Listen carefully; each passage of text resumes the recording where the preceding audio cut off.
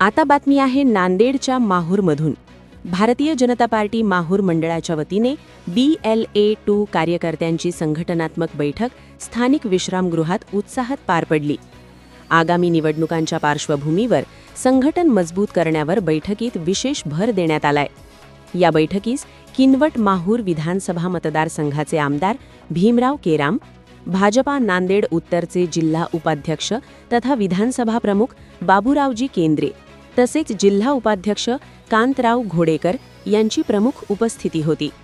मान्यवरांनी कार्यकर्त्यांना संबोधित करताना SIR संदर्भातील कार्यक्रम, बूथ स्तरावरील नियोजन आणि पक्षाच्या विविध उपक्रमांबाबत सविस्तर मार्गदर्शन केले।